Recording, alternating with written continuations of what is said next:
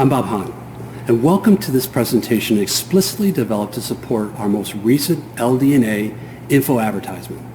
Our ad lists 5 recommended considerations that have been approved by the International Dark Sky Association and the Illuminating Engineering Society, and they're also prioritized as necessary for every dark sky compliant lighting project. In today's video, we want to introduce to you a worldwide trend as a direct result of specifying and installing dark sky, street, and area lighting. A trend beyond energy savings or reduced maintenance costs, but rather the real ongoing economic benefits.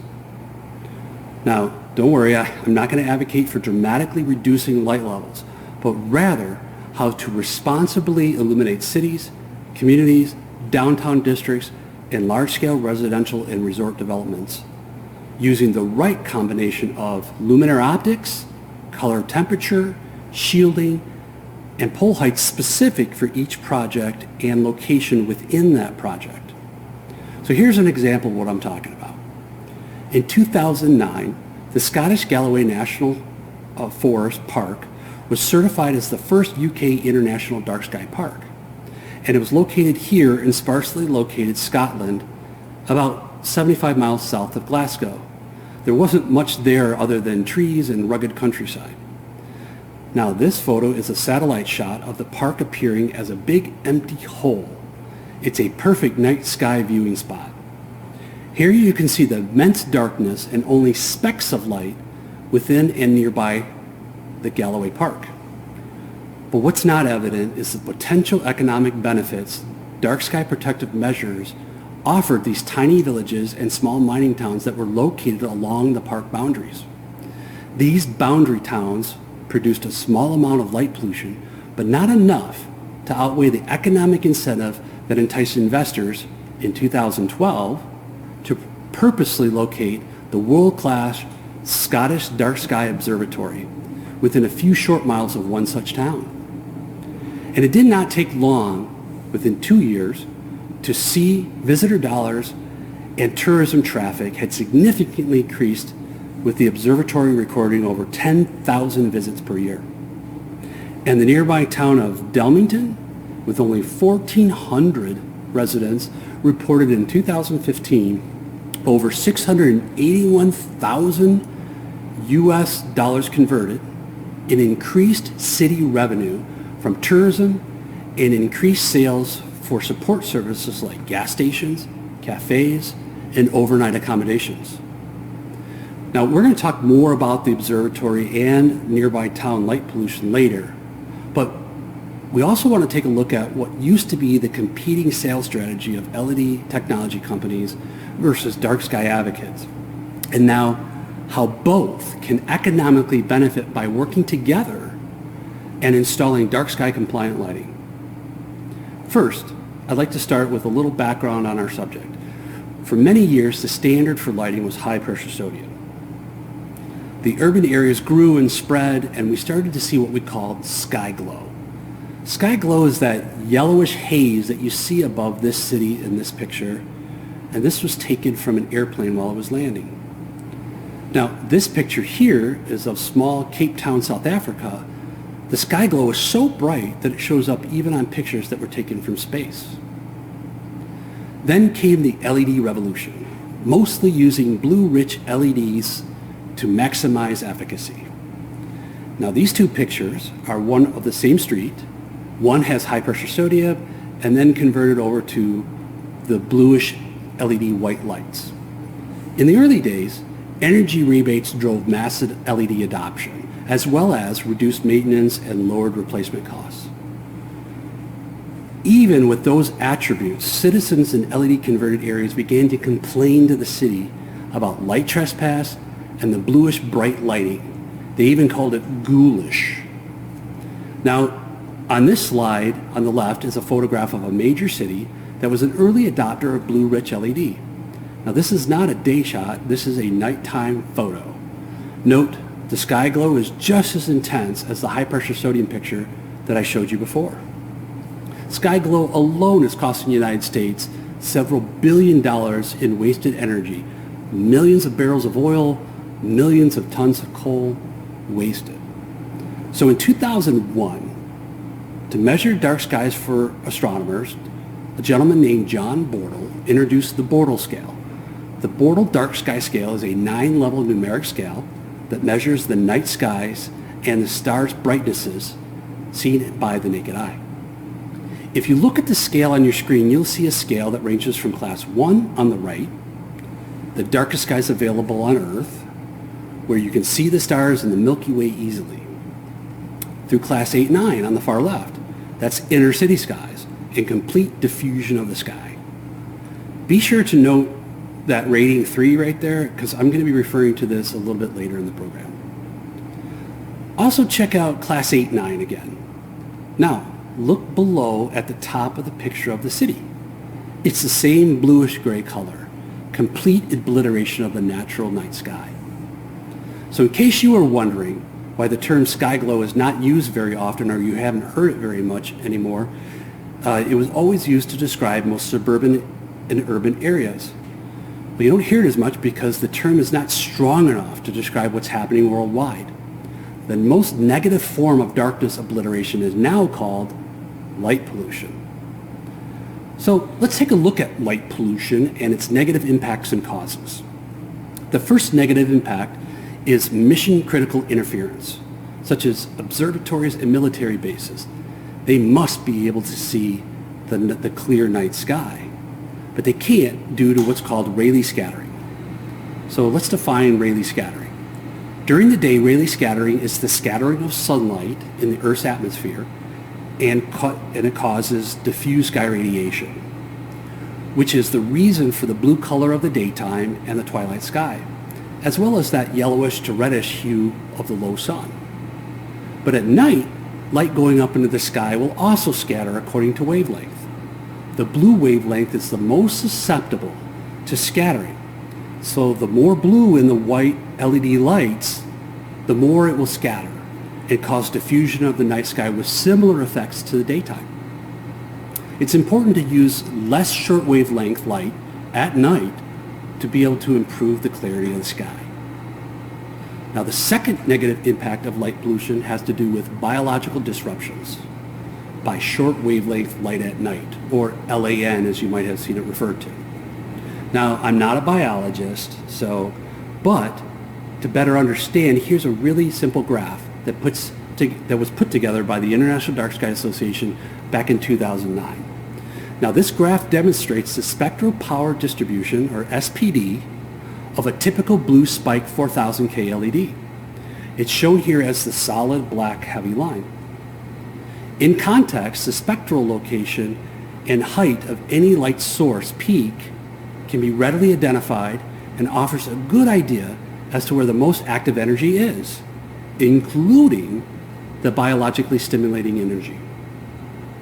The idea then overlaid the action spectra of the sensitivity of the human circadian system.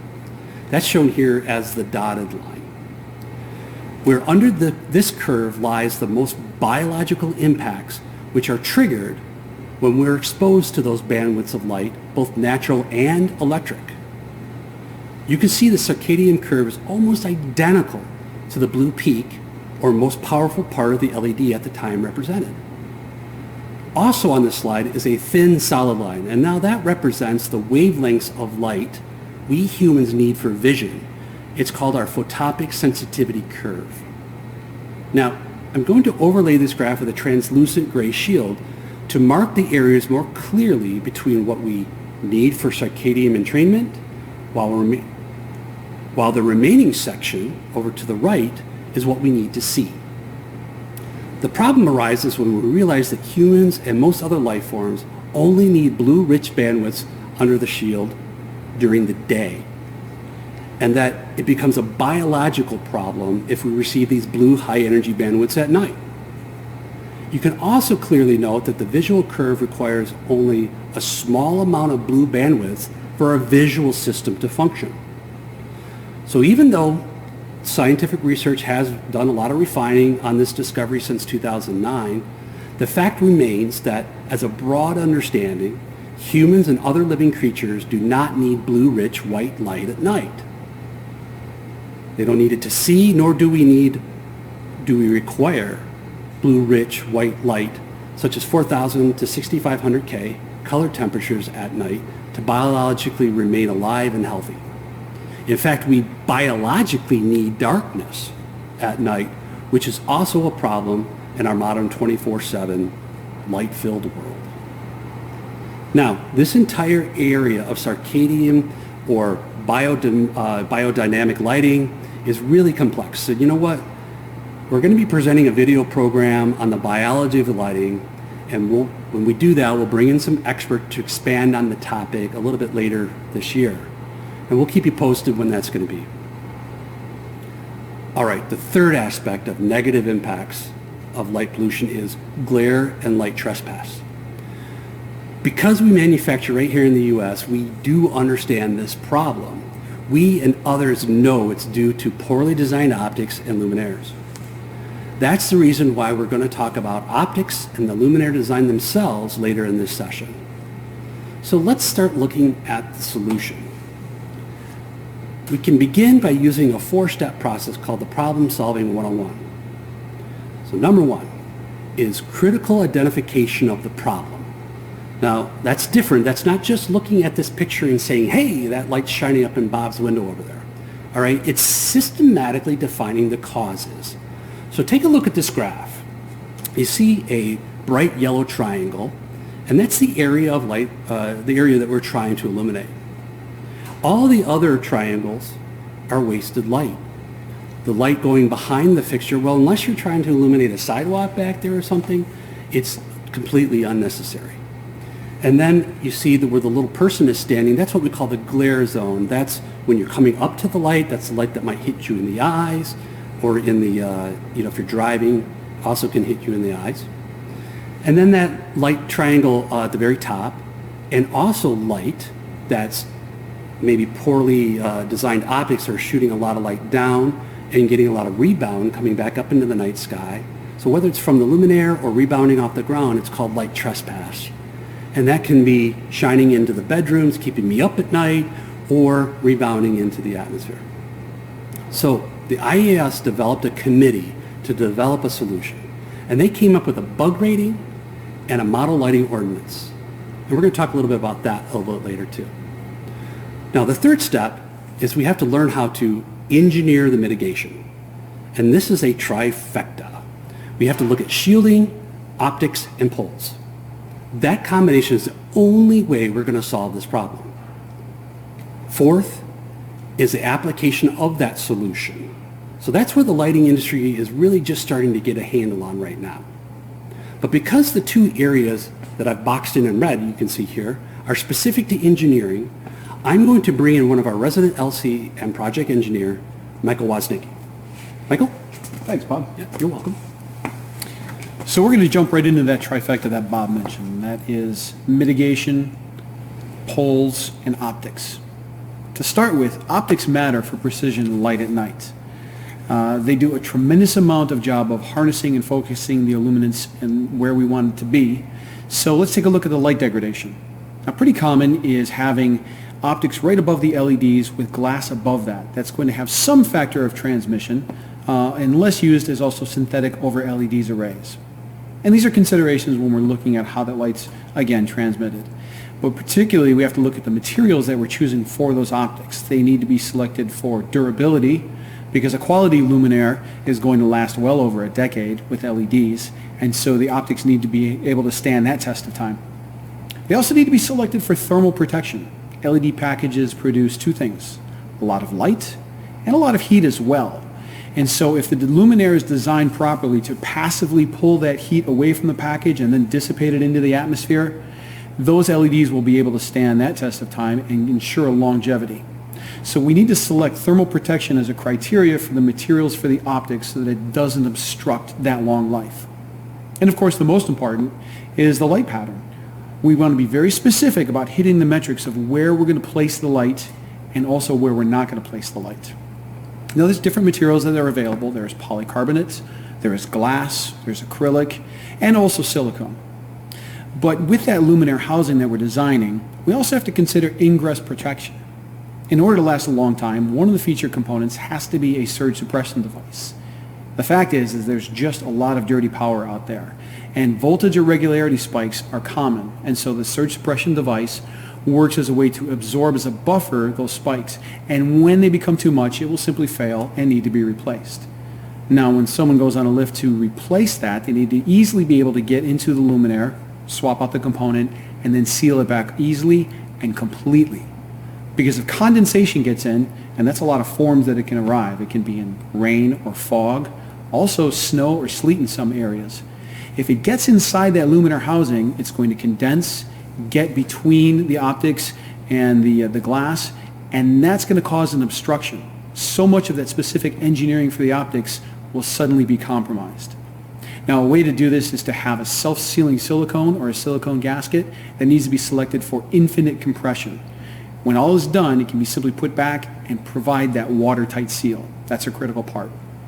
And also, when we're designing that luminaire housing, how about ingress protection?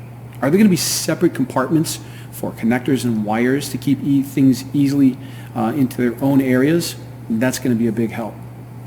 Now, the other part, we're going to talk about the mitigation with shielding options. And there's off-the-shelf, simple applications we can have for blocking the lights, but there's also custom. So let's take a look at that.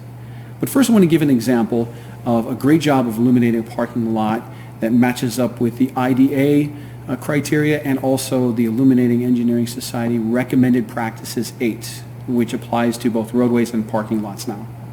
Now, in this image below, you can see we're using a warmer color temperature. The pole heights are slightly reduced, they're rather low, and we get a great average uniformity, particularly through those driving lanes. When you have a lot of hot spots of light bombardment and then dark areas next to each other, that becomes a distraction. So we want people to easily and uniformly be able to identify other cars and, most importantly, pedestrians. Now, as we get to the edge of the parking lot, the light levels drop, and that's by design, and we're going to get at least remain above 0.2 foot candles. That's the minimum required by IES.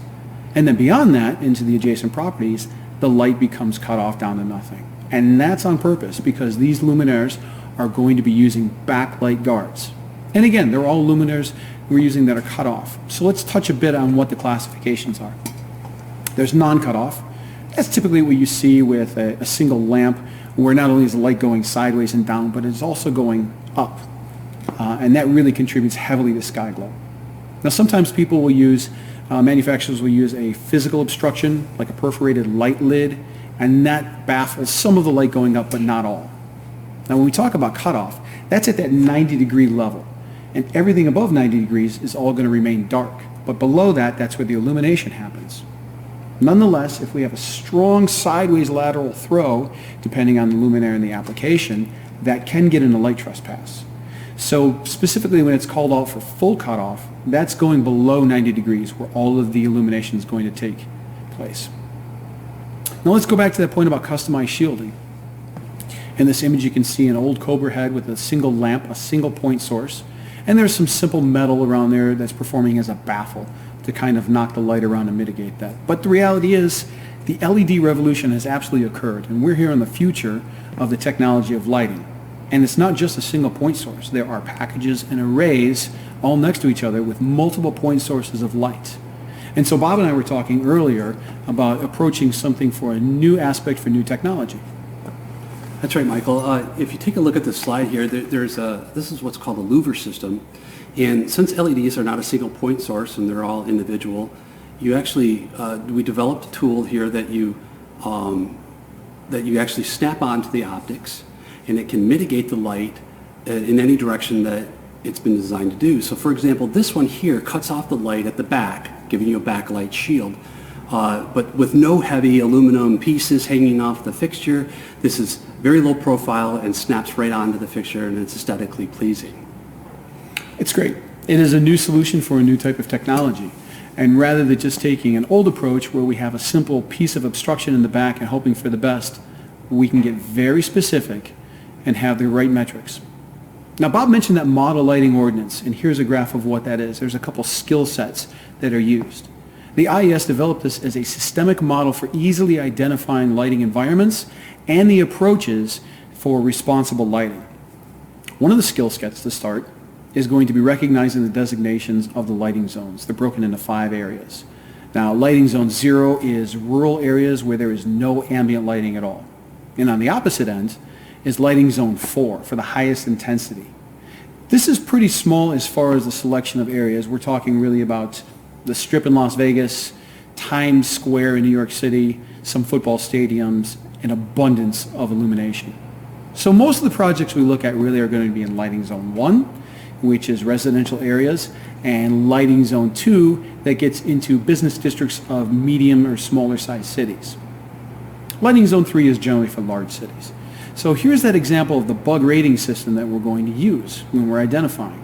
In the yellow chart, table C1, this is a quick way of seeing how we can mitigate the backlight easily by selecting the right luminaire. So for example, let's say we're in lighting zone 3 and we're illuminating a parking lot with 20-foot poles. Now if the adjacent residence is 40 feet away that we can't have any light trespass backwards, well then we can see on the chart and say a backlight of 3 rating is going to work for us. But if we're in lighting zone 1, a residential area, and the next door is only 10 feet away, half that pole height, quick look tells us that we need to have a backlight a rating of 0. That way it's going to ensure we're going to mitigate that backlight into someone's private residence. It's a quick, easy way to look at the matrix and say, this is what I need, rather than doing a deep criteria dive into the candela values. And of course with that, that's going to have an impact on the pole height and the spacing. So here's an example that we're looking at of a roadway next to some pedestrian walkways. Now rather than just simply taking 60-foot poles, slapping some lights and spraying the light everywhere, we can just take the time to get specific about where we want to put the lights. We can drop the pole heights down, and this is an example where custom pole heights can really come in handy. We can have a strong emphasis on that average to min illuminance uniformity, which is essential for roadways, for smooth illumination. And then also next to that is going to be the sidewalks. So we can go even lower on the poles, have that distribution, and also really focus on vertical foot candles. That's great for facial identification, recognition, and also simply just be able to see pedestrians and small pedestrians that are next to vehicular traffic. It's just taking an extra step to really easily and quickly identify what's going to be the best approach for a specific area. So again, back to the chart that Bob had with the bug rating system. When we're looking at, here's how the bug rating system applies, just to simply visualize it. Everything behind the light is backlight that we need to mitigate to various degrees. Above 90 degrees, that's blocked off for uplight. And then of course above the area where we're illuminating, that gets into the glare zone. So that bug system is easy because we can identify where it's broken out into subsections. There's going to be forward low, forward high. They're all in different areas, and you can easily see which one we need to focus on. And this is also generated in an IES road report. And the coefficient of utilization is a handy tool for that. What that means is, it is a simple metric to really identify how effectively that luminaire with its optics is placing the light exactly where we want it to be on an area of a custom designation, and then keeping it away from the rest. So this can be looked at a chart and a graph in a road report, or for example, this is a side view of the distribution in a candela area. And that green area that has all of the light, that's where it's focused.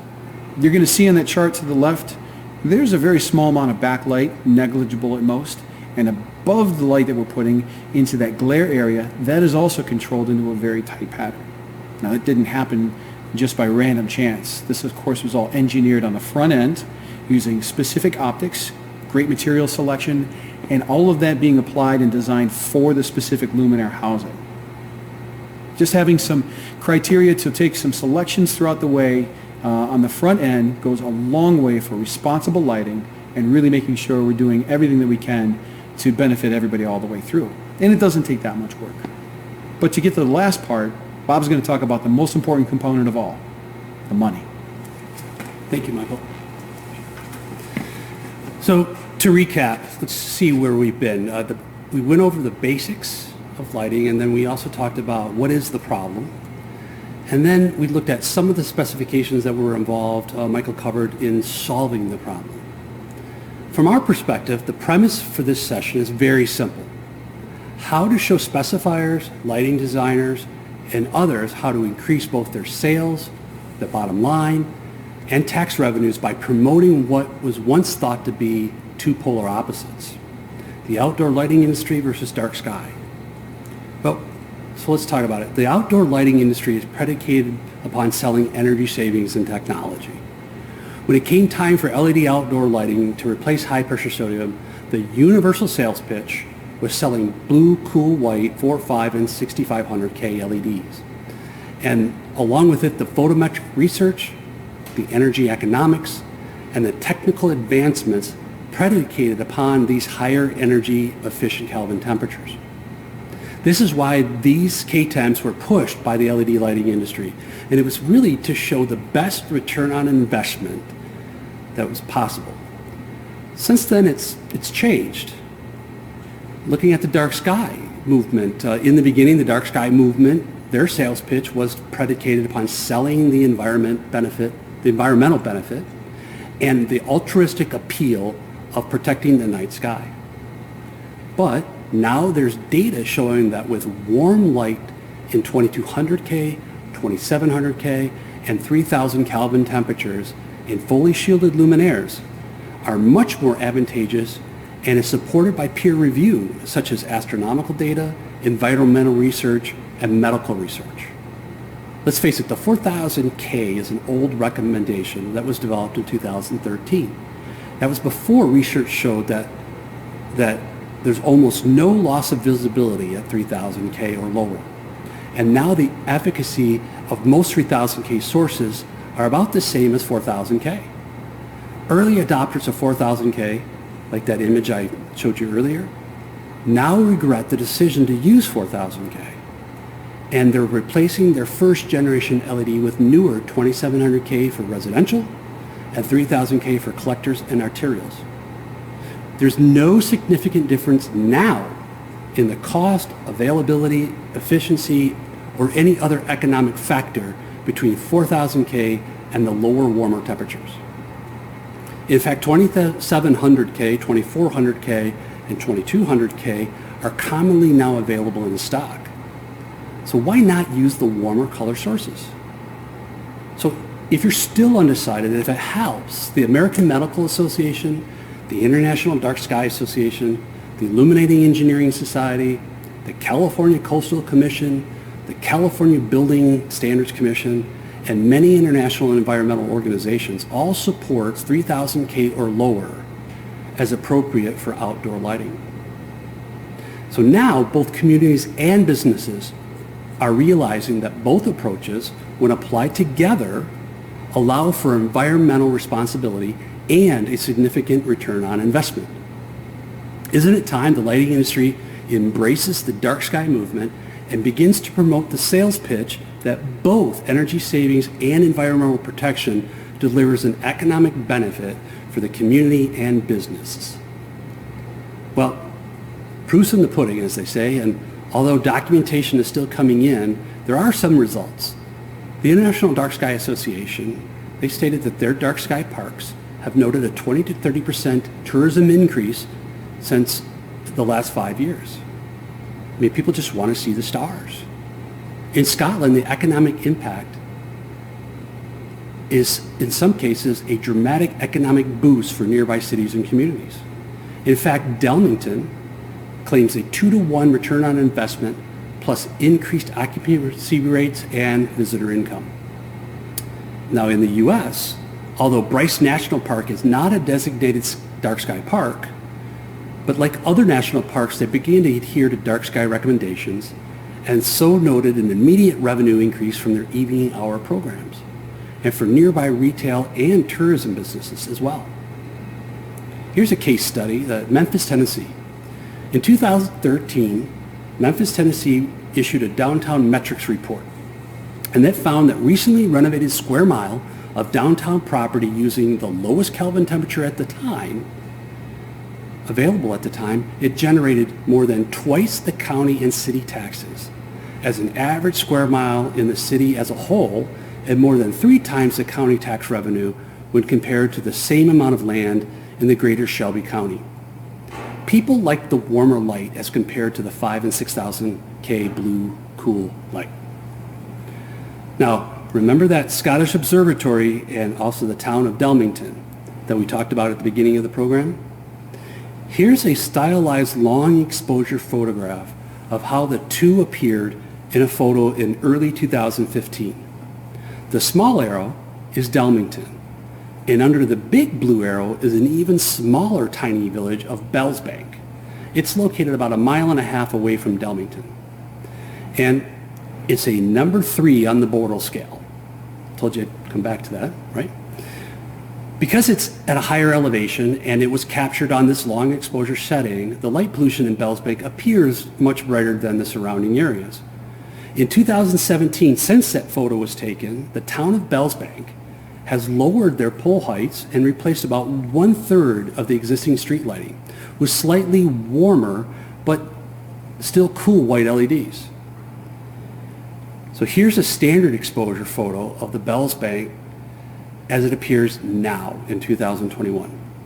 According to the resident astronomer at the observatory, comments that he and others have noted a significant improvement in the Bellsbank night sky, that the observatory is now able to capture low horizon comets that are passing over the small town, whereas before they lowered the poles and changed a few lights, they were not able to capture in 2016 the Johnson comet.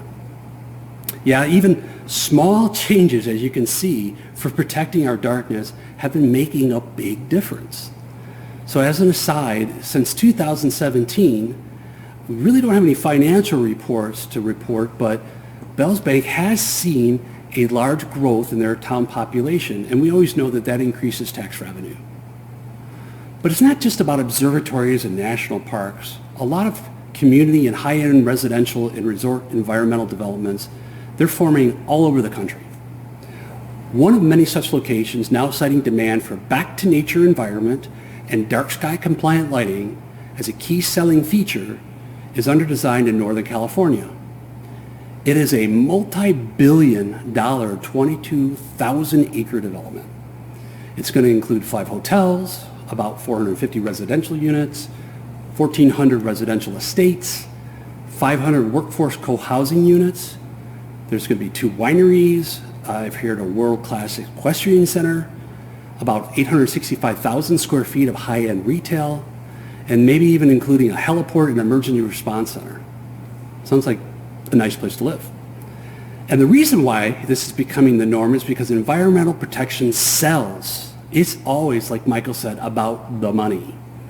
So, before we close, I have a quiz for you. Let's take a look at this entertainment district. It's in Cologne, Germany. This is the same street on opposite ends. It's the same time of year and night and the same photographer. We're going to look at 2 restaurants. This first one here is illuminated very efficiently by a 4,000K 25-foot LED array, and it's illuminating the whole area. But as you can see, a lot of top-down lighting creates shadowing, not very good facial recognition, and also not a whole lot of ambient environment. You know, the ambiance is kind of stark. Now let's take a look at the second picture. They've used lower luminares, quite a bit lower, using 2700K color Kelvin temperature. What they're able to do is to illuminate horizontal lighting and illuminate facial recognition, being able to see people walking by, being able to see your food. You see there's very little shadowing, and it makes for a very nice ambient environment. So, the quiz. Which one do you think sells the most food and drink? And number 2, which one generates the most city revenue? I'll let you think about that. So, in summary, warm color temperature. It's less biologically disruptive for humans and wildlife. It's socially preferred over the ghoulish white light. The economic incentives, downtown revitalizations drive more revenue for the business owners and the municipalities as well. Observatory locations. Let's take a look. This map here is from a light pollution astronomy site, and it shows all 366 observatories located in the U.S., and they're marked in white. Now, the bright yellow highlighted squares, they represent the major observatories. All locations are desperate to control and or limit the amount of light that is emitted into the nearby skies. So unfortunately though, most of these locations are not protected by necessary lighting ordinances. This leaves open an opportunity for municipalities, developers, environmental groups to work with the International Dark Sky Association to prioritize dark sky compliant luminaires. This should also be a prime target for agency education and outreach. That could lead then to increased volume sales of dark sky compliant street and area luminaires. Now, Michael did a great job talking about custom optics and full shielding. We also talked about integrating product design with custom optics to eliminate light trespass, reduce light pollution, and also, importantly, control glare. Protecting the darkness. The combination of dark sky compliant luminaires, site-specific pole heights, and custom shielding are engineered to preserve the health and well-being of the environment and all life forms, including humans. There is no reason why protecting the darkness and making money need to be mutually exclusive. So for specifiers, engineers, agents, or municipals searching for the best street and area lighting products for their project needs, a good place to start is the IDA website for the list of certified dark sky approved fixtures. Or for most manufacturers who adhere to dark sky mission, this seal approval will be posted on the company website, and I know ours is. So wrapping up, I know you might have questions. So please feel free to reach out to Michael or me via email, or you can call in and ask Joanne to transfer you to one of us, and we would be happy to answer your questions directly. Hey, if you're nearby the factory, please stop in for a chat, some coffee, and a tour. We'd love to see you. Thank you for your time and attention.